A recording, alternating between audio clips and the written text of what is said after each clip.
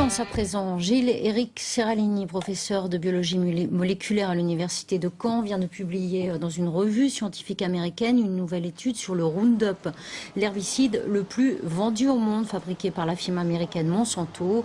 Le chercheur canet affirme avoir élucidé les mécanismes de la toxicité du produit sur les cellules humaines. Il a notamment étudié l'action des différents Roundup sur des cellules de nouveau-nés issus du cordon ombilical. Et le professeur Seralini est notre invité ce soir. Bonsoir monsieur, merci d'avoir accepté notre invitation. Alors je parlais des mécanismes de la toxicité. Quels sont-ils et quelles sont ses conséquences sur ces cellules? Bonsoir. Hélas, cet herbicide, à des doses infinitésimales, va pénétrer nos cellules lorsqu'il est, par exemple, dans les rivières, dans les légumes, vous savez aussi dans les OGM. Et il va pouvoir avoir une action triple. D'une part, il va éclater les cellules petit à petit. D'autre part, induire des enzymes qui vont disséminer la mort, le suicide des tissus.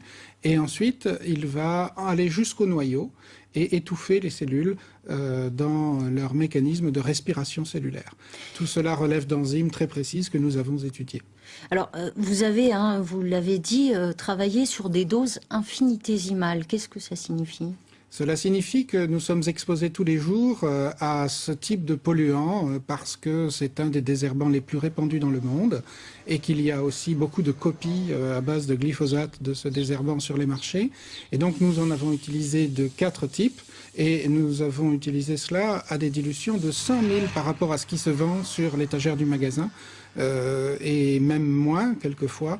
Et donc ce sont des doses qui sont acceptées par certaines législations dans les résidus d'aliments OGM par exemple. Ce sont vraiment des doses courantes. Courantes, hein. Donc c'est pour ça que selon vous, il faut faire changer la réglementation.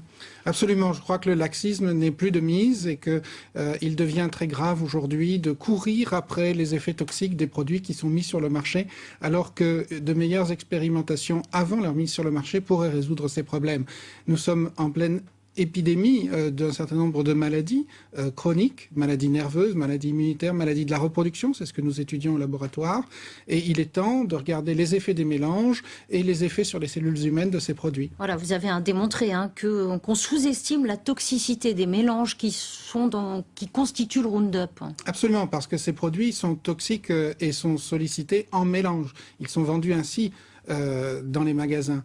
Et pourtant, c'est simplement le principe actif, un des composants qui va être donné à long terme sur des souris ou des rats, par exemple, pour essayer de voir les effets secondaires. Et donc, on sous-estime complètement dans la réglementation les effets de ces produits. Vous espérez que ça change ?